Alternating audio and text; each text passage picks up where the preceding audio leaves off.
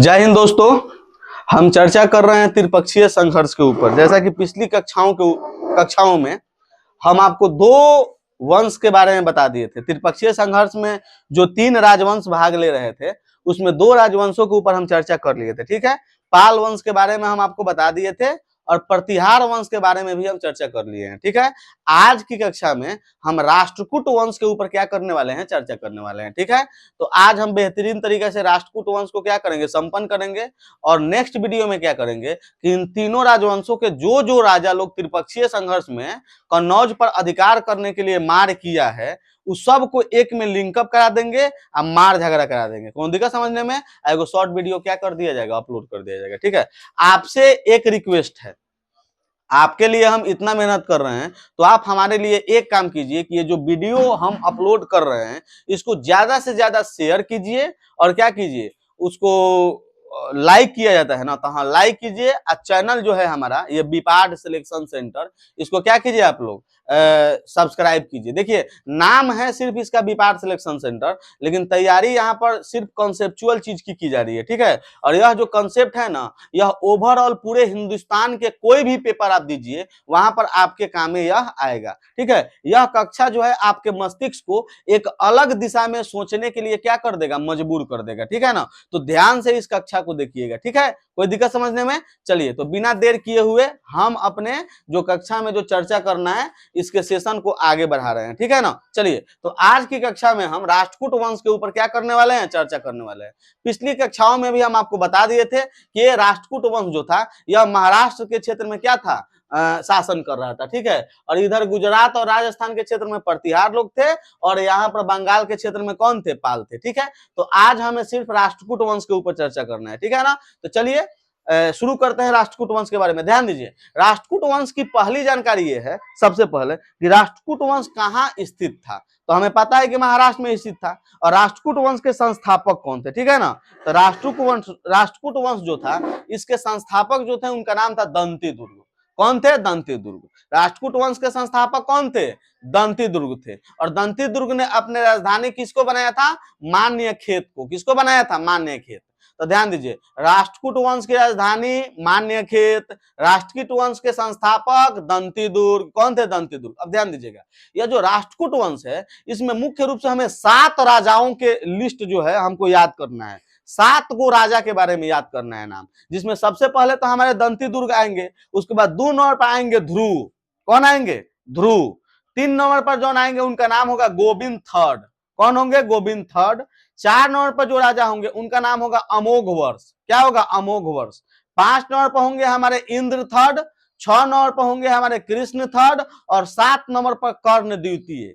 तो ये 7 को राजा का जो हम नाम लिए हैं, इन्हीं 7 राजाओं के उपलब्धियों के बारे में राष्ट्रकूट वंश में हमें क्या करना है, चर्चा करना है। तो धीरे धीरे एक एक करके हम सभी राजाओं के बारे में कुछ महत्वपूर्ण बातें आपको बताने की कोशिश करेंगे। ठीक है, जो कि एग्जाम ओरिएंट हो और कॉन्सेप्ट के दृष्टिकोण से इसको हम देखेंगे। ठीक है, किसी भी राजवंश के बारे में यदि हम पढ़ रहे हैं तो सबसे पहले उसका एक वेन डायग्राम बनाना चाहिए कि उस राजवंश में हमें पढ़ना क्या है और किन किन राजाओं की व्याख्या की गई है उस राजवंश में। तो हम राजाओं का तो लिस्ट आपको बता दिए। ठीक है, तो आप पढ़ने की हम शुरू करते हैं। सबसे पहले किसके बारे में पढ़ेंगे? तो सबसे पहले हम दंती दुर्ग के बारे में पढ़ेंगे। ठीक है, दंती दुर्ग को राष्ट्रकूट वंश के संस्थापक माना जाता है। ठीक है ना, अब ध्यान दीजिए, महाराष्ट्र का एक छोटा सा क्षेत्र था, ठीक है ना, जिसे लातूर कहा जाता था। क्या कहा जाता था? लातूर। महाराष्ट्र में एक छोटा सा क्षेत्र है लातूर। तो सबसे पहले राष्ट्रकूटों की उत्पत्ति लातूर में हुई थी। ठीक है, और लातूर में ही राष्ट्रकूट वंश की स्थापना किसके द्वारा किया गया था? दंती दुर्ग का किया गया था। ठीक है, जो कि धीरे धीरे विस्तारित होते होते पूरे महाराष्ट्र के ऊपर कब्जा कर ली, कुछ कर्नाटक के क्षेत्र को भी क्या कर ली, अपने में मिला ली, कर्नाटक के ऊपर भी कब्जा कर ली और उत्तर भारत में भी इसका विस्तार करने लगा ये लोग। ठीक है, इन राजाओं ने उत्तर भारत में भी विस्तार किया। गुजरात में एक बंदरगाह है भरौच बंदरगाह, जो कि राष्ट्रकूटों के द्वारा विकसित किया गया था व्यापार करने के लिए। तो गुजरात तक यह साम्राज्य जो था यह फैल चुका था। कौन दिक्कत समझने में? तो चलिए धीरे धीरे चर्चा करते हैं। देखिए सबसे पहले हमारे हैं कौन? दंती दुर्ग महाराज। तो दंती दुर्ग महाराज को क्या कहा जाता है? राष्ट्रकूट वंश के संस्थापक माना जाता है और इन्होंने अपने राजधानी किसको बनाया था? मान्य खेत को बनाया था, जो कि महाराष्ट्र में स्थित है। ठीक है ना, तो दंती दुर्ग ने अपने राजधानी किसको बनाया? मान्य खेत को। मान्य खेत कहाँ स्थित था? महाराष्ट्र में। ठीक है, अब ध्यान दीजिएगा, इतिहासकार लोग जो है ना, कुछ इतिहासकार लोग ऐसा कहते हैं कि राष्ट्रकूट वंश जो था वह प्रारंभिक स्तर पर कहां था, लातूर में था, जो कि बाद में फैलकर पूरा व्यापक स्तर पर फैला, ठीक है ना। तो ये पहले कहां था, लातूर में था, ठीक है। अब ध्यान दीजिएगा, ये जो दंती दुर्ग थे, ये दंती दुर्ग ने अपने जो साम्राज्य था उसका विस्तार उत्तर भारत में करने की क्या किए थे, कोशिश किए थे, और उत्तर भारत में अपने साम्राज्य का विस्तार करने में ये सफल भी हुए थे, ठीक है। तो इन्होंने अपने साम्राज्य का विस्तार कहां किया, उत्तर भारत में किया था, ठीक है। दंती दुर्ग जो थे, ध्यान दीजिए, दंती दुर्ग, इनके बारे में एक है कि दंती दुर्ग क्या किए थे कि महाराष्ट्र में एक यज्ञ करवाए थे। उस यज्ञ का नाम था महादान यज्ञ। महादान यज्ञ नाम से ही स्पष्ट हो रहा है कि ये व्यापक स्तर पर दान देने के लिए इस यज्ञ का आयोजन करवाए थे। कौन यज्ञ, महादान यज्ञ। तो क्वेश्चन पूछता है महादान यज्ञ किस राष्ट्रकूट शासक ने करवाया था, तो दंती दुर्ग ने करवाया था। किसने करवाया था, दंती दुर्ग ने। तो दंती दुर्ग ने महादान यज्ञ कराया था, और उसका नाम क्या रखा था यज्ञ का, हिरण्यगर्भ यज्ञ। क्या नाम रखा था, हिरण्यगर्भ यज्ञ, ठीक है ना। और एक और बात है, जब यह यज्ञ करा रहे थे ना, तो इस यज्ञ में इन्होंने क्या किया कि देखिए, एक होता है ना केंद्रित, इन्होंने केंद्र बिंदु किसको रखा था, प्रतिहार को बेइज्जत करने के लिए, प्रतिहार को यह बताने के लिए कि हम तुमसे ज्यादा शक्तिशाली हैं, ठीक है ना। जब ये हिरण्य गर्भ यज्ञ करा रहे थे, तो हिरण्य गर्भ यज्ञ के दौरान जो द्वारपाल होता है ना, द्वारपाल, तो द्वारपाल के स्थान पर इन्होंने प्रतिहार राजाओं के, प्रतिहार शासकों के मूर्तियां स्थापित कराई थी, ठीक है। जिससे यह प्रमाणित होता है कि यह जो राष्ट्रकूट वंश था ना, यह प्रतिहार वंश से ज्यादा शक्तिशाली था, ज्यादा प्रभावशाली था उस समय, ठीक है ना। तो ध्यान में रखिएगा इस बात को। तो इन्होंने जो महादान यज्ञ कराया था, जिसका नाम क्या था, हिरण्यगर्भ यज्ञ, इसमें इन्होंने क्या किया था, प्रतिहार शासकों को द्वारपाल रखा था। कोनो दिक्कत समझने में। और उसके बाद क्या हुआ, इतना ही ये काम किए, कौन, दंती दुर्ग। दंती दुर्ग ने महाराष्ट्र के क्षेत्र में ही अपने साम्राज्य को क्या किया, विस्तारित किया और सुदृढ़ करने का क्या किया, काम किया। इसके बाद अगला शासक हुए जिनका नाम क्या था, ध्रुव था। क्या था, ध्रुव। अब एक और बात समझिएगा, ये जो ध्रुव थे ना, हमको पता है कि त्रिपक्षीय संघर्ष में ध्रुव शामिल थे। और एक और बात बताइए, त्रिपक्षीय संघर्ष में जब ध्रुव शामिल थे तो क्यों शामिल हुए होंगे, क्यों शामिल हुए होंगे, कनौज को ऊपर कब्जा करने के लिए, कनौज को अपने क्षेत्र में मिलाने के लिए। तो कनौज को क्या करना है, इन्हें अपने साम्राज्य में मिलाना है। और कनौज को अपने साम्राज्य में मिलाने का प्रमुख उद्देश्य क्या होगा, अपने साम्राज्य का विस्तार करना। तो याद करके रखिए, ये जो ध्रुव थे, इनका मेंटेलिटी जो था ना, वह साम्राज्य को विस्तार करना था। इसीलिए ध्रुव को साम्राज्यवादी शासक कहा जाता है। क्या कहा जाता है, साम्राज्यवादी शासक कहा जाता है। क्यों, क्योंकि यह अपने राष्ट्र विस्तार के बारे में बहुत ज्यादा सोचते थे, ठीक है ना। तो जो लोग अपने राष्ट्र के विस्तार के बारे में सोचते हैं उन्हें साम्राज्यवादी शासक कहा जाता है। जो अपने परिवार के विस्तार के बारे में, परिवार के कल्याण के बारे में सोचते हो उन्हें परिवारवादी कहा जाता है। जो लोग अपने घर के बारे में, जो लोग अपने पत्नी के बारे में सोचते होंगे उन्हें पत्नीवादी कहा जाएगा, ठीक है ना। यानी वादी शब्द उसमें जोड़ दीजिए, जो जिसके विस्तार या जिसके भलाई के बारे में सोचे उन्हें वह वादी कहा जाता है, ठीक है। तो ध्रुव को एक साम्राज्यवादी शासक कहा जाता है, ठीक है ना, क्योंकि यह अपने राष्ट्र विस्तार की तरफ क्या थे, राष्ट्र विस्तार के लिए पागल थे, ठीक है ना। यह अपने राष्ट्र का विस्तार करना चाहते थे, ठीक है। और ध्रुव क्या किए थे, त्रिपक्षीय संघर्ष में भाग लिए थे। अब जब ध्रुव त्रिपक्षीय संघर्ष में भाग लेंगे तो इनका सामना दो राजवंशों के शासकों से होगी, एक प्रतिहार राजवंश के शासक और एक पाल राजवंश के शासक। तो देखिए, प्रतिहार राजवंश के शासक वत्स जो थे, वत्सराज, तो वत्सराज को क्या किए थे ये ध्रुव, पराजित कर दिए थे। क्या किए थे, त्रिपक्षीय संघर्ष में ये ध्रुव जो थे वे वत्सराज को हराए थे, जो प्रतिहार शासक था। और पाल वंश के शासक जो थे उनका नाम था धर्मपाल, तो धर्मपाल को ये पराजित किए थे, ठीक है। तो पाल वंश के राजा धर्मपाल और प्रतिहार वंश के राजा वत्सराज, इन दोनों को त्रिपक्षीय संघर्ष में ध्रुव के द्वारा क्या किया गया, पराजित किया गया, ठीक है ना।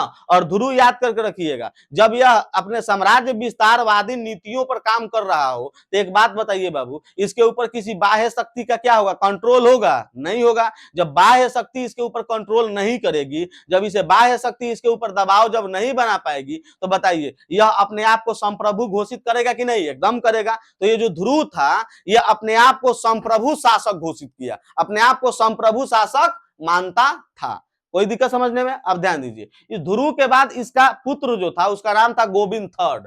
तो ध्रुव के बाद अगला राजा जो बना उसका नाम था गोविंद थर्ड, ठीक है। जो गोविंद थर्ड ध्रुव का क्या था, पुत्र था। अब गोविंद थर्ड के बारे में देखिए, गोविंद थर्ड ने भी साम्राज्य विस्तार के ऊपर काम किया, ठीक है, इन्होंने भी क्या किया, साम्राज्य विस्तार किया। अब एक बात बताइए, जब कोनो आदमी साम्राज्य विस्तार करेगा तो मारपीट तो करबे करेगा। और इस समय सबसे महत्वपूर्ण मारपीट की बात हो रही है किसके बारे में, त्रिपक्षीय संघर्ष के बारे में। इसका मतलब ये हुआ कि ये जो थे ना बाबू, कौन, गोविंद थर्ड, ये भी त्रिपक्षीय संघर्ष में भाग लेंगे। ठीक है ना, तो गोविंद थर्ड ने भी त्रिपक्षीय संघर्ष में भाग लिया। अब एक बात बताइए, जब ये त्रिपक्षीय संघर्ष में भाग लेगा तो त्रिपक्षीय संघर्ष में एंटी जो दो राजवंश है उनके राजाओं को पराजित करेगा। एंटी दो राजवंश कौन है, प्रतिहार और इपाल। कोनो दिक्कत समझने में? तो गोविंद थर्ड प्रतिहार वंश के शासक नागभट्ट द्वितीय को और पाल वंश के शासक कौन थे, धर्मपाल, इनको क्या किया था, पराजित किया था। ठीक है, तो त्रिपक्षीय संघर्ष में गोविंद थर्ड भी क्या लिए थे, भाग लिए थे। और क्या किए थे, भाग लेकर प्रतिहार शासक नागभट्ट द्वितीय को और पाल शासक धर्मपाल को पराजित किए थे। अब देखिए, आप कहिएगा कि यहाँ पर जो थे ध्रुव जो थे उन्होंने भी धर्मपाल को पराजित किया, यहाँ पर उनके पुत्र गोविंद थर्ड ने भी धर्मपाल को पराजित किया। रियलिटी एक बात आपको हम बता रहे हैं कि जब हम आपको पाल वंश पढ़ा रहे थे ना, तो उसमें आपको बताए थे कि पाल वंश में चाहे कितना भी शासक हम आपको बताए, उसमें बताए कि एकमात्र शासक धर्मपाल ही था जो त्रिपक्षीय संघर्ष में भाग ले रहा था। ठीक है ना, तो बाबू जब भी त्रिपक्षीय संघर्ष में बात आएगी और जब भी किसकी बात आएगी, तो पाल वंश की बात आएगी, तो पाल वंश में धर्मपाले भाग लेंगे। कोनो दिक्कत समझने में? तो वही धर्मपाल को क्या किए थे, पराजित किए थे। इसके अलावा जो गोविंद थर्ड थे ना, इन्होंने पल्लव और पांडवों को भी क्या किया, हराया था। पल्लव और पांडवों को भी हराया था। इनके समकालीन दो राजवंश थे, पल्लव और पांडव, जिसके ऊपर आगे हम चर्चा करेंगे। ठीक है, चेर, चोल, ठीक है, पल्लव, पांडव, सबके ऊपर चर्चा करेंगे। ठीक है ना, तो इन्होंने क्या किया, पल्लव और पांडवों को भी क्या किया था, हराया था। पल्लव और पांडव को भी क्या किया था, हराया था। एक और बात ध्यान दीजिएगा, ये जो गोविंद थर्ड है ना, इनके समय में जो एलोरा की गुफाएं है ना, उसका क्या हो रहा था, एलोरा की गुफाएं जो हो रही थी, इसका निर्माण हो रहा था। कहने का मतलब कि उसको क्या किया जा रहा था, एलोरा की गुफाओं को तराशने का काम किया जा रहा था। तराशने का मतलब हथौड़ी से क्या किया था, पत्थर को काट काट के एलोरा की गुफाओं का क्या किया जा रहा था, निर्माण किया जा रहा था। अब एक बात बताइए, जब इनके समय में एलोरा की गुफाओं को तराशा जा रहा है, तो एक बात आप बताइए कि शासक का मेंटेलिटी वास्तुकला के क्षेत्र में होगा कि नहीं? एकदम होगा।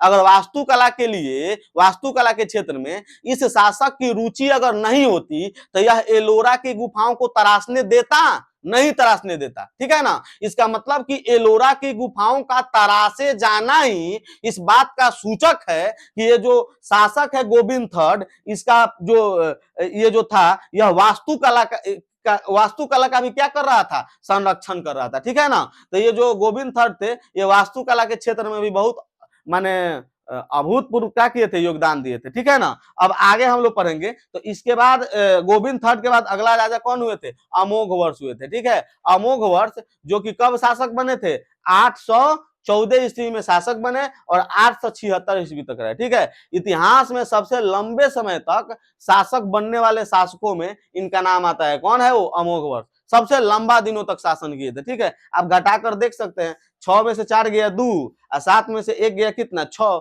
यानी कि 62 साल तक। ये ऐसे राजा था जो 62 साल तक शासन किया था। यानी कि हम ऐसा मान सकते हैं कि इतिहास में सबसे लंबा कार्यकाल किस राजा का था, अमोघ वर्ष का था। ठीक, किसका था, अमोघ वर्ष। ठीक है ना, अब ध्यान दीजिए, अमोघ वर्ष जो थे वह धार्मिक रूप से सहिष्णु थे। धार्मिक रूप से क्या थे, सहिष्णु थे। जैन धर्म को मानते थे। किस धर्म को अपनाए थे, जैन धर्म को, अमोघ वर्ष। और धार्मिक रूप से कैसे थे, धार्मिक रूप से सहिष्णु शासक थे। सहिष्णु शासक कहने का मतलब बाबू ये हुआ ना, सहिष्णुता का मतलब ये होता है जब सभी को समान भाव से देखा जाए, जब सभी को समान नजरिया से देखा जाए, उसे ही क्या कहा जाता है, सहिष्णु। क्या कहा जाता है, सहिष्णु। ठीक है, तो ये जो थे ना, अपने शासन काल में जो अमोघ वर्ष थे, जितने भी धर्मों को मानने वाले लोग थे, मुख्य रूप से बौद्ध धर्म और जैन धर्म को मानने वाले थे और हिंदू धर्म, तो सभी धर्मों के लोगों को अपने धर्म के प्रति आस्था रखने की पूर्ण छूट दिया था। ठीक है ना, इसीलिए इन्हें धार्मिक सहिष्णु शासक भी कहा जाता है। ठीक है, अमोघ वर्ष को। ठीक है, और इन्होंने जैन धर्म को अपनाया था। कला के क्षेत्र में, संस्कृति के क्षेत्र में और इसके अलावा धर्म के क्षेत्र में, इन तीनों क्षेत्रों में इन्होंने क्या किया, तीनों क्षेत्रों को संरक्षित किया, तीनों क्षेत्रों को संरक्षण दिया। कौन दिखा समझने में? कला वाले कहे मतलब कि अलग अलग कला के, कोई संगीत कला से जुड़े हुए लोग हो, चाहे कोई मूर्ति कला से जुड़े हुए लोग हो, तो कलाकारों को भी यह क्या किए, संरक्षण दिए। संस्कृति, संस्कृति कहने का मतलब कि कुछ पौराणिक जो है हम लोगों के नियम कानून हो, नीति हो, उसको भी क्या किए हुए, संरक्षण दिए। और धर्म को तो संरक्षण देने का काम किए ही है। कौन? अमोघ वर्ष, ठीक है ना। अब ध्यान दीजिए, अमोघ वर्ष क्या थे, ये कन्नड़ विद्वानों को भी क्या किए, संरक्षण दिए। कन्नड़ विद्वानों को, कन्नड़ यानी कर्नाटक में जो कन्नड़ विद्वान लोग थे उन लोगों को भी संरक्षण दिए। और संरक्षण देने के जानते हैं सबसे मेन रीजन क्या था? ये खुद भी कन्नड़ भाषा के एक महान विद्वान थे। कौन? अमोघ वर्ष। अमोघ वर्ष स्वयं भी कन्नड़ भाषा के एक महान विद्वान थे, ठीक है ना। और इन्होंने कन्नड़ विद्वानों को क्या किया, संरक्षण भी दिया था, ठीक है ना। इनके दरबार में एक जैन सन्यासी रहता था। क्यों? क्योंकि ये जैन धर्म मानते थे, तो इनके दरबार में एक जैन सन्यासी रहता था जिनका नाम क्या था, जीन सेन था। क्या नाम था? जीन सेन। तो जैन सन्यासी जीन सेन के द्वारा आदि पुराण नामक पुस्तक की रचना किया गया। तो क्वेश्चन पूछेगा, आदि पुराण के लेखक कौन है? जीन सेन। कौन है? जीन सेन। और जीन सेन जो थे किसके दरबार में रहते थे? तो किसके दरबार में रहते थे? अमोघ वर्ष। किसके दरबार में? अमोघ वर्ष। इसके बाद एक अन्य सन्यासी भी इनके दरबार में रहते थे जिनका नाम था महाविग्रहाचार्य, महावीराचार्य। क्या नाम था? महावीराचार्य। और महावीराचार्य जो थे वह गणित सार संग्रह की रचना किए थे, ठीक है। तो अमोघ वर्ष के दरबार में दो व्यक्ति हो गए। कौन कौन हो गए? एगो जिनसेन हो गए और एक कौन हो गए? महावीराचार्य हो गए। जिनसेन, महावीराचार्य, जिनसेन, महावीराचार्य। जिनसेन क्या लिखे थे? तो जिनसेन लिखे थे कौन सा पुस्तक? आदि पुराण। जिनसेन के पुस्तक आदि पुराण, महावीराचार्य के गणित सार संग्रह, महावीराचार्य के गणित सार संग्रह, जिनसेन के आदि पुराण, जिनसेन के आदि पुराण। अब ध्यान दीजिए, अमोघ वर्ष जो थे ना, हम आपको बताए हैं, अमोघ वर्ष भी स्वयं में एक बहुत महान कन्नड़ कवि थे, ठीक है। तो इसने भी एक पुस्तक की रचना किया था, अमोघ वर्ष ने भी। कौन सा पुस्तक? कविराज मार्ग, ठीक है। एक पुस्तक है, कौन सा? कविराज मार्ग। तो कविराज मार्ग की रचना किसने किया था? अमोघ वर्ष में। अब देखिए हमारे पास तीन पुस्तक आ गया, ठीक है ना। एक पुस्तक आ गया आदि पुराण, आदि पुराण की रचना जिनसेन ने किया था। एक गणित सार संग्रह जिसकी रचना किसने किया था? तो जिसकी रचना किसने किया था? महावीराचार्य। और एक पुस्तक आ गया हमारे पास कविराज मार्ग। कौन सा? कविराज मार्ग, जिसकी रचना स्वयं किसने किया? अमोघ वर्ष ने किया, ठीक है ना। अब ध्यान दीजिए, इस अमोघ वर्ष के समय में गुजरात में एक बंदरगाह विकसित किया गया। एक बंदरगाह था, एक बंदरगाह की स्थापना किया गया जिसका नाम था भरोच बंदरगाह। अब ध्यान दीजिए, गुजरात के जो भरोच बंदरगाह था ना, इस भरोच बंदरगाह से राष्ट्रकूट वाले जितने भी लोग थे, ये लोग क्या करते थे? व्यापार करते थे। क्या करते थे? व्यापार करते थे। तो गुजरात का भरोच बंदरगाह जो था, यह राष्ट्रकूटों के व्यापार के लिए क्या किया गया था? बनवाया गया था। किसके द्वारा? अमोघ वर्ष के द्वारा। कौन दिक्कत समझने में? और अमोघ वर्ष के समय में इनकी जो राजधानी मान्य खेत थी ना, इसका विस्तार होते होते कृष्णा नदी तक पहुंच गया। कहां तक पहुंच गया बाबू? कृष्णा नदी तक पहुंच गया, ठीक है ना। किनके समय में? अमोघ वर्ष के समय में। तो अमोघ वर्ष के समय में इनकी राजधानी मान्य खेत का विस्तार कहां तक हो गया? कृष्णा नदी तक हो गया, ठीक है। अब इनके बाद दो शासक का नाम याद कर रखना है महत्वपूर्ण रूप से। कौन कौन? तो पहले हैं इंद्र थर्ड और दो नंबर पे हैं कृष्ण थर्ड। तो इंद्र थर्ड जो थे ना, इन्होंने त्रिपक्षीय संघर्ष में भाग लिया और प्रतिहार शासक महिपाल को क्या किया? पराजित कर दिया। माने इसे त्रिपक्षीय संघर्ष नहीं कहा जाएगा, ऐसे ही इन्होंने प्रतिहार राजा से लड़ा था, ठीक है। और प्रतिहार राजा से लड़के महिपाल को क्या कर दिया? पराजित कर दिया। प्रतिहार राजा महिपाल को हराने के बाद इन्होंने क्या किया? बलाहार की उपाधि धारण की। किसकी उपाधि धारण की? बलाहार। तो क्वेश्चन पूछेगा, किस राष्ट्रकूट वंश के शासक ने बलाहार की उपाधि धारण की थी? तो के धारण कर ले रहे?